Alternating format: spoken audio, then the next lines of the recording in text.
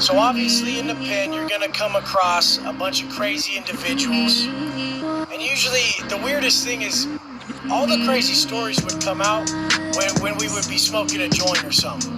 Like motherfuckers, we'd go in the cell and fools would just open up once they got high. And a lot of these fools are just brutal at heart.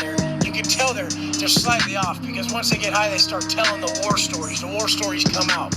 And my homeboy Charlie Brown from Modesto, man, he never disappointed.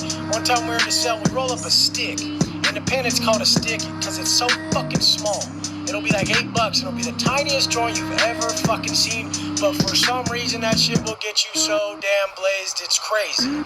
Now we're sitting in my cell, we blaze this stick. And my boy Charlie Brown, he's like 5'7", like 270, just massive, just a brick fucking wall, fucking blasted up, old school cat, fucking multiple 10-year terms. And he blazes that joint up and he just goes, Wes. He always fucks with his glasses, he's always grinding his jaw and shit. And he just starts going into this story about how he caught his first 17 years. And he said, Wes, I never told you, right? And I'm like, what, dog? What is it? And I'm blazing. I'm like, this is fucking off the charts. This fool's crazy.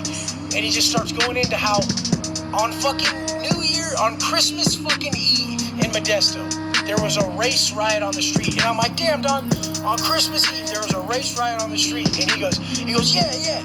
And he's like, I was in the street and I had a machete. I'm like, a fucking machete full of shit.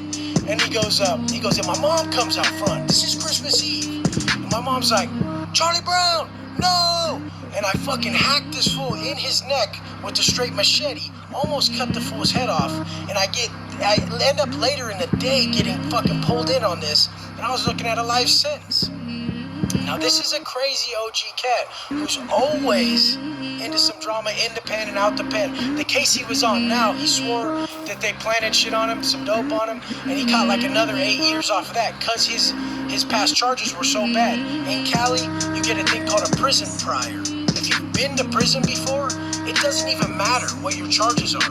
They're gonna double up your current charges just because you've been to prison before. So then another fucking time. So I'm sitting there and I blaze up and I come in the cell with the homie I know, stranger from Rancho, from San Pedro, and he gets blazed. And we blaze up a joint real quick. And he goes, wait, let me get on this next unlock. I'm gonna grab my paperwork. And I'm like, okay, dog.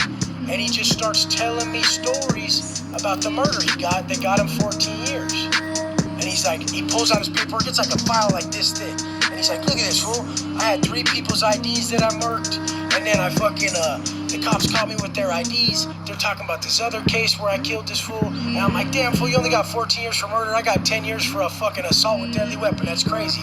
But the one thing in Cali is you can never compare 2 cases. So don't even try. They're not the same. It's not the same DA. It's not the same time of year. Everything's fucking different. These are all the things, the variables that change your sentence structure and shit like that. But, he's telling me the story about the case, and I'm like, I tell him, you never told me about how you got that shit on your nose, because he shot himself in the fucking face. His nose was like all fucked up, and like it was partially blown off. So this is a crazy cat from San Pedro, and that place is a war zone. I don't know about now, but back then when he would tell me about it. So then he's at a Jack in the Box, and his enemies show up. They had like an AR-15, and they lit his car up right by him. And then fucking he's running. And he's at his strap and he's blasting at him, and he opens the car door to get in the car with the same hand that the strap's in. He shoots himself in the fucking face. And this is how he got caught on that case. But this was always the craziest shit, is once you got blazed with these fools in there, you would see who they really were. And that was another part that's crazy. Like, you would meet everyone, they're so respectful. In prison, it's the utmost respect. But once shit's about to go down, you truly see in someone's eyes who they are, and you're just like, oh shit, okay, I know why you're here. You're a fucking bad motherfucker. So one of my craziest cellies, this old ass J-Cat motherfucker from Ridgecrest, white boy, had just done 8 years, was out for like 4 months, got caught on a domestic violence when he was out for 4 months, and he didn't even do nothing. We seen his paperwork. Basically, him and his chick got in an argument, and he was so scared that he was gonna get a life sentence that he barricaded himself in his trailer, and they had the fucking helicopter flying around. They had the SWAT team out there, everything, because he's a parolee at the time. But this cat was fucking nuts. He just had one of them mean-ass mugs, and he had one of them long goatees, and he just just always mean mugging. And I would just always get on his case like, man, wipe that shit off your fucking face, man. You're giving off the wrong energy to me. I don't like it, you know. And then this is the same type of cat who I look over my rack. We're in the cell on a mean lockdown, and I look over, and he's writing on his fucking shit. Excuse me, Mom and Dad, this year for my birthday package. And I'm reading this shit, and I go, you fucking straight bitch. Are you seriously fucking writing your parents a letter about your birthday package? You're 52, fool. Grow the fuck up, dude. I just kept having problems with this dude. I mean, he was like the wine cook, so he would always cook some Pruno. And one New Year's Eve, he just gets shit-faced. And he's way too loud in the vent all fucking night, just screaming and hollering. And I go to the window. And the boy who's got the block, Buddy, he fucking signs down to me. He's like, hey, Wes, fucking, what's up with your celly, man? He's all up in the vent, all loud as fuck last night. You know what time it is, handle business. Make sure that shit looks good so that everyone realizes the homies are pissed and they want it to look bad. So make sure it looks accordingly. So then I just come off the window. He knows what time it is. He's not dumb. He knows he was being a dipshit. He knows I got called to the window to a message about him. And he just, I turn around, I go over there, and I'm like, what's up, dog? I'm like, you know you fucked up. And he can't fuck with me. So he gets in one of these. Like, he's an older cat. He gets in like the old boxing stance. And I'm like, motherfucker. I just go up and I just hold his arms down. I just hit him. And I just fucking, he barely hanging on it there. I give him another one. I just knocked him out. I sat him up in his chair. I gave him a couple more just to make sure it looked good for everyone to see that he got checked hard, you know? Because we're on a lockdown. They need to see this shit. Everybody needs to know he got checked because he was bullshitting. In prison, you don't get in the vent because everyone's sleeping. And if you go in the vent and you're talking loud at night, it's massively disrespectful. We don't play that. Every race is sharing that vent. There can be homies there. This is 2 tiers. So there's 4 people sharing that vent, and it's loud. It's nighttime. Motherfuckers are sleeping. Have some damn respect is the way we look at it. We carry a 10 to 10 rule. But, so then this is the one time that I served this fool right there, just because he had to get checked. Another fucking time. We were on it was like a 9-month lockdown for a riot that happened. And so we finally come out. First time we go to the chow hall. Me and him go in. He's got to hook up with one of his homeboys. They give him a fat-ass tray. And I'm sitting there. We're starving. In prison, you're always fucking starving. You're always hungry. People ask how I'm ripped right now. I starved for 10 years and worked out. My body doesn't even know how to put on fat no more. It just fucking knows that, hey, use that shit for muscle. We might starve again for 10 fucking years. You see what I'm saying? But we go into the chow hall. And he gets this massive tray of eggs and all this shit. And then this little homie from Logan is across the table, a little Southside homie. And he's talking to me and he goes, hey, anybody want these eggs? Because a lot of people don't eat their hard-boiled eggs in the pen. And I'm just about to say, yeah, but I got food in my mouth. And that's one thing you don't do. You don't be spitting food or talking with food in your mouth. You utmost fucking respect in the chow hall. Really calm. Never reaching over someone's food. Never reaching over someone's cup. Never reaching across the table. Then the guy goes, hey, you want these eggs? And I'm trying to get the words out, but there's food in my mouth. And my fucking celly, this J-Cat motherfucker from Ridgecrest, he goes, oh, yeah, I want him. And he's already got this massive tray. And so I look at him and I go, hey, homeboy, did you get enough fucking eggs or what? And he looks at me, he goes, yeah. And I'm like, oh, fuck. Okay, when we get back to the cell, dog, you know what time it is. And he's like, okay. So we get back in the cell. The second we get back in there, he tries to fire on me. He just comes at me with the weakest punch ever. I just flat back him. This is the second time in like 4 months me and this fool have been getting at it. Now fucking this fool Negro from Dago rolls up and he's got some oatmeal cream pies for my celly for the wine he cooks. And he's just all, he looks in the window, he's like, oh shit, Wes, you're a bully. Fool. I was, shh, don't say nothing. I don't want the cops to hear you. And then fucking, I just slide him under the door. So he breaks down the box, slides all the cream pies under the door, slides the box under.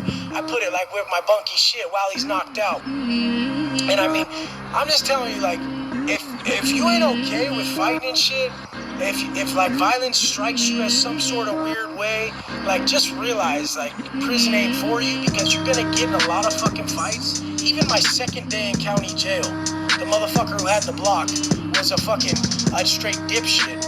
And I roll in and they're like, hey, this fool has to get checked. I'm like, okay, I got it. And it's like this short fucking kid and this kid Jeff, and they're like, they got a lot of time ahead of them, but they're acting like fucking they're too badass. And they They're soft motherfuckers. So I'm like, get the fool in the cell. It's just fool Alan Baker. Alan, if you're watching this, I love you, dog. You had my back when we got to Donovan. Even though I choked your ass out when we were in county. Fuck, man, you're a solid-ass motherfucking homeboy for this shit. But anyways, county jail, he was fucking up. And then they call him in the cell. I guess he was pushing up trying to get the block. And, you know, Big Dog rolls in. They're like, hey, we need your help. I said, I got you. Hand always stays raised. That's me. It's just how it is. So then we get him in the cell, and I just hem him up, you know. And I'm just holding him. And I'm just choking him. And everyone's like, these dudes are tripping. Like, they wanted to punch him a few times or something. I'm like, nah, I got this. I just choke him till he passes out. And then when he passed out, okay, now. Just give him like 3-4 in the face. I'm like, now he's perfect. Now he's got the marks we need. There's no fight. We're good. Okay, yeah. Everyone saw that he got his fucking shit handed to him. Done. They're like, is he gonna wake up? Are you sure? I'm like, shut the fuck up. I kick him in his head and he starts coming to. I'm like, he's fine, dude. He'll be good in 10 fucking minutes. But like, these levels of violence are nothing. Like, the first couple fucking days on the 4-yard, the homies are whacking fools left and right. Left and right. Every fucking day. Someone fucks up on the $150 sale. Someone fucks up on the $300 sale. Pop, pop, pop, pop, pop. They're just getting them. And then the cops come out, hit the motherfuckers with their clubs, spray the motherfucker, yard down. You sit there for 4 hours on your stomach in the heat. And that's it. You end up getting so fucking comfortable with violence, you just get sick of it like me. Like now I can't even watch fucking MMA, can't even watch people fighting. I don't like when people glorify fighting. I'm like, what is so fucking cool about that? I really think people who glorify violence have never seen it, really. They've never been part of it. Because if you've really been part of some of the sick-ass violence I've seen, you just don't even care for it no more. I seen these northerners at a fucking level 2, at fucking Delano, just massacre this fool. They rode his fucking body down the metal stairs. Like, they were poking the shit out of him upstairs. They all took it to the stairs. And they basically fell down him on top of the dude. Thump, thump, thump, thump, thump, thump, thump, thump, down the stairs. They all rolled. And then continued poking the shit out of him at the bottom. We're just like, Jesus Christ. Someone's getting a life sentence. That dude's dead. And everyone always asks, how many people die? Everybody fucking probably dies. You don't hear about it.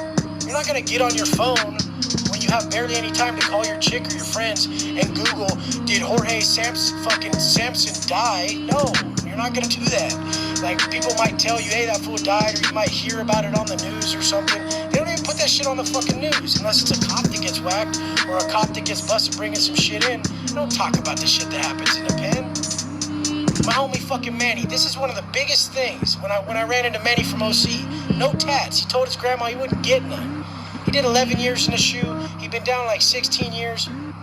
His knee was all fucked up. I'm like, hey Manny, how'd your knee get so fucked up? The gunner was shooting for another motherfucker's head during a riot, blew his fucking knee to smithereens, just dusted that knee, and he had to get surgery after surgery after surgery on that shit, because that Mini 14 turned his knee to fucking shrapnel. Now that fucking dude said something that'll stick with me till the day I fucking die. Thank you, Manny, thank you, because he fucking told me, man, Wes, I got 17 years. Everybody told me the time will fly, Manny. Don't worry, it's gonna fly by. And I always told him from the first day, I don't want any fucking day of my life to fly by. This is my life. I'm gonna enjoy it wherever the fuck I am, and I'm gonna do my best every day. That shit hit me so big. That shit was massive. Always remember.